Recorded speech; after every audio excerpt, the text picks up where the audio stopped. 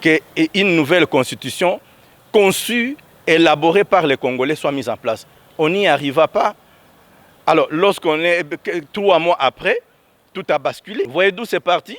Tout a basculé parce que c'était une constitution à problème. Elle était ambiguë, où certains, les uns et les autres devaient poser les actes en s'y référant, mais avec ambiguïté. Ça posait problème. En 1964, le chef de l'État Kasavubu, il va à Luluabu, mais ça n'a pas été rose. Vous avez l'Union générale des étudiants du Congo, de l'époque, qui refusèrent avec la société civile de participer. Ils ont rejeté parce que le gouvernement Lumumba n'était pas non plus participant avec tous les autres lumumbistes qui formaient la matrice légitime des Congolais, qui avaient été élus par les Congolais pour gérer les institutions. Ils n'ont pas pris parti. Et le chef de l'État Kasavubu en a fait aussi son affaire pour se donner plus de pouvoir qu'il n'en avait dans la loi fondamentale.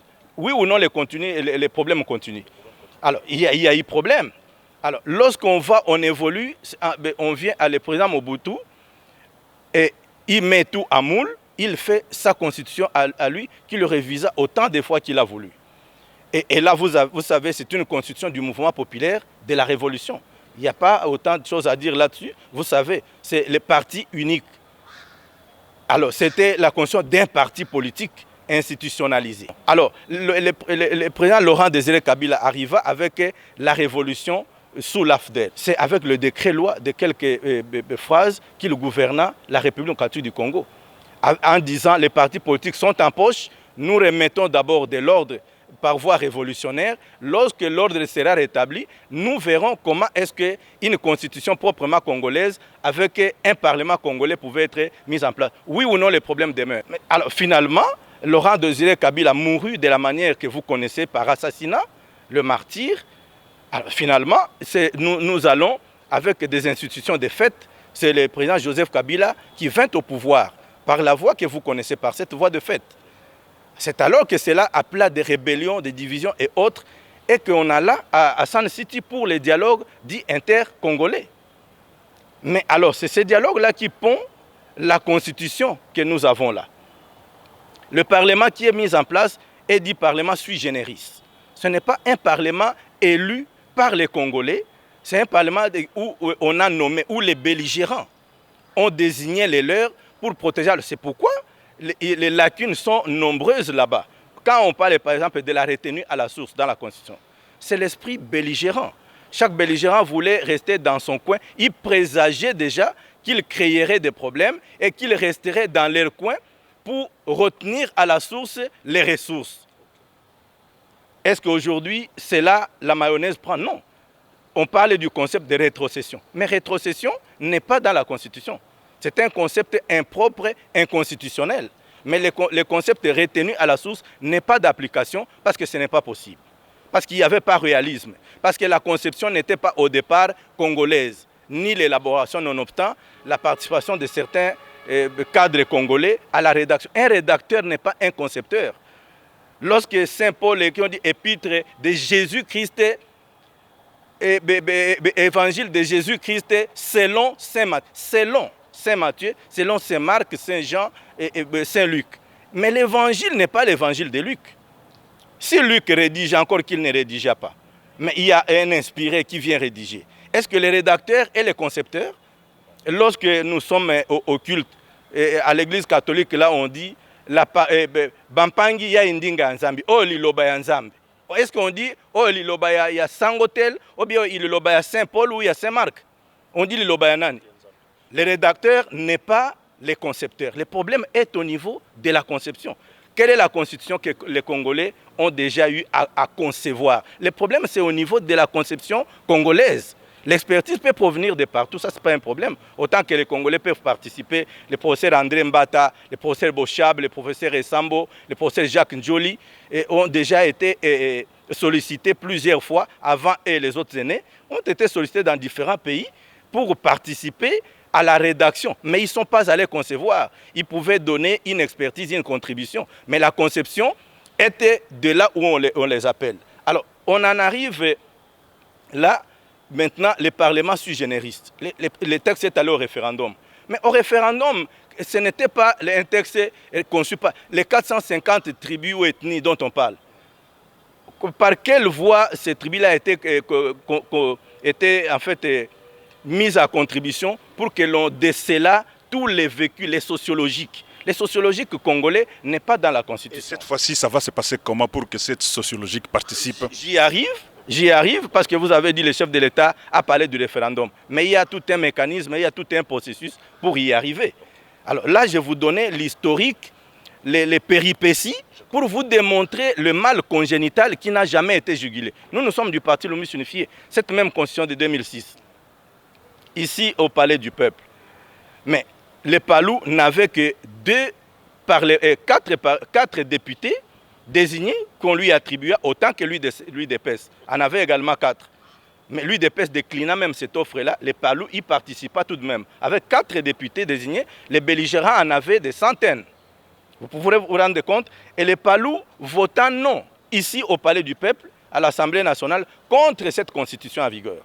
Votant non. Mise en minorité en tant que démocrate, le patriarche Antoine Gizenga demanda que l'on allât au référendum lorsque les référendums avaient été organisés. Il a dit par réalisme, même le peuple d'Israël pour sortir d'Égypte devrait passer par Pharaon. C'est chez Pharaon que Moïse et Aaron sont allés à la demande de Dieu pour demander qu'à ce que la sortie ait lieu. Par Pharaon, par les bourreaux.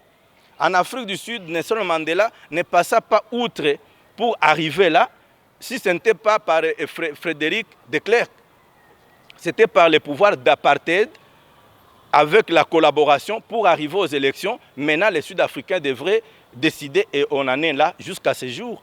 Il y a maintenant la continuité de la démocratie. Mais en République démocratique du Congo, c'est le schéma que nous cherchons jusqu'à ce jour. Il ne suffit pas de dire que la Constitution était envoyée au référendum. Mais au référendum, quel est le processus ayant émaillé cette Constitution, ces parlements, ces référendums? Quand vous demandez au référendum, oui ou non, est-ce que vous voulez la boue ou les sables? Mais l'être humain, chez nous, ici, ne mange ni la boue, ni les sables. Alors il dit non, ben là, prenez le sable, c'est le moindre mal. Est-ce que c'est potable à la consommation? Non. Parce que vous contraignez, vous dites oui ou non. Au référendum, oui. Oui à quoi ou non à quoi? Donc on s'arrête. Mais à la Constitution. Oui, justement, mais quelle Constitution? Quel est le mets, le repas? Qu'est-ce qu'on présente à la population pour consommer? Conçu par les représentants de la population? Non, ils n'ont pas représenté le peuple. Je vous ai dit, c'est un parlement sui generis. Ils n'ont pas été des élus légitimes, comme certains ont tendance à appeler maintenant élus légitimes. Désignés par les partis politiques? Désignés, justement, la désignation n'est pas l'élection au suffrage universel. Parce que les souverains primaires, comme on l'appelle, c'est le peuple. Là, nous avons un parlement élu. Est-ce que ce parlement a déjà mis en place une constitution? On va se servir de celle-là comme le chef de l'État a dit. Le chef de l'État a dit qu'il n'est pas mauvais. Et tout Congolais s'accorde il ne nous est pas interdit de jeter un coup d'œil, d'examiner le texte que nous avons. Et si bien que même le Père Céleste examina sa propre constitution. Vous voyez? Parce qu'il est resté dans la logique du dessein qu'il a établi. Mais il a trouvé que chemin faisant, il devra... D'abord, c'était le déluge. Mais finalement, il s'est rebuffé pour dire, mais cet être humain que j'ai créé, si je continue à l'engloutir, finalement, je l'engloutirai davantage. Il dit, bon, il n'y aura plus de déluge. Mais c'est une révision à sa guise. Changement, révision, c'est lui qui le sait. Mais il a apporté des réformes à sa propre vision. Vous comprenez? Alors, lorsqu'il évolue, il institue l'ancienne alliance avec nos pères, nos patriarches. Mais il institue l'ancienne alliance. En évoluant, et finalement, Jésus-Christ vint et lui-même parla de la nouvelle alliance. Il dit, je ne suis pas venu abolir, je suis venu accomplir. Accomplir, c'est quoi? Dans l'accomplissement, il y a eu des réformes. Jésus-Christ apporta des réformes. Notamment lorsqu'il dit, voilà, Moïse avait dit, lorsque tu touches à la femme d'autrui, tu commets l'adultère. Mais Jésus-Christ vous dit, toucher là, ce n'est pas physique nécessairement. Jésus-Christ dit, moi je vous dis, lorsque vous l'enviez de loin, ou déjà par votre esprit, je vous dis que vous avez déjà commis l'adultère. Vous voyez? Oui ou non, il toucha. L'adultère est resté comme infraction, mais la manière, la commission de cette infraction, de ces péchés, tel que vu par Moïse physiquement, mais par Jésus-Christ même déjà spirituellement. Vous comprenez? Et il y a eu d'autres mécanismes. Finalement, nous avons l'ancienne et la nouvelle alliance. Les deux font corps pour faire la parole de Dieu. Oui ou non? Alors donc, vous ne pouvez pas aujourd'hui dire, le problème ce n'est pas révision ou changement, c'est réforme. En un mot. Permettez, honorable. Mais la question qui se pose, pourquoi le chef de l'État a choisi ce moment? Pourquoi?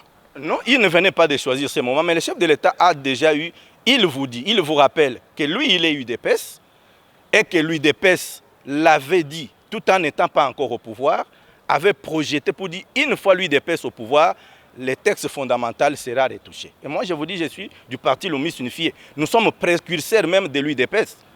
Nous sommes précurseurs, je vous dis, de la loi fondamentale où nous participons, jusqu'à toute l'évolution, les partis Lommis Unifiés, jusqu'à la Constitution ici. Je vous dis, les partis Lommis Unifiés la rejeta ici au Parlement, avec un sénateur et 4 députés nationaux. Mis en minorité, par réalisme, autant qu'en Afrique du Sud, les partis Lommis Unifiés appela au vote de cette constitution comme voie de sortie, avec comme condition, lorsque nous y arrivons, avec un Parlement purement congolais, nous allons procéder maintenant aux réformes de la Constitution telle que cela a été levé depuis la loi fondamentale. Et cela n'avait pas encore vu le jour. Je suis du parti Lommis Unifié. Alors nous, la Bible nous dit, dans le livre des Proverbes, ne déplacez pas les bornes posées par vos pères. Moi, je suis successeur du patriarche Antoine Gizenga. Alors, les bornes que lui, il posa, que eux, ils posèrent, depuis la loi fondamentale, depuis cette constitution, est-ce que voulez-vous que nous les déplacions? Parce qu'ils ont dit que nous la réformerons. Nous la réformerons nous-mêmes, les partis Lommis Unifiés est allé en accord avec l'alliance de la majorité présidentielle du président Kabila à l'époque. Ils peuvent vous le dire. La condition était, oui, nous nous mettons ensemble, mais nous devons procéder aux réformes de l'État. L'État doit être réformé. Et l'État va être réformé comment? Il faut passer par la matrice, par les statuts de l'État, par la Constitution, par les contrats sociaux qui tient compte de l'organisation et du fonctionnement de l'État. Est-ce que nous y sommes déjà arrivés? On n'avait pas procédé à toutes ces réformes. Donc, les partis Lommis Unifiés restent encore en chemin jusqu'à l'aboutissement. Et le président Tshisekedi, UDPS, vient rejoindre les partis Lommis Unifiés.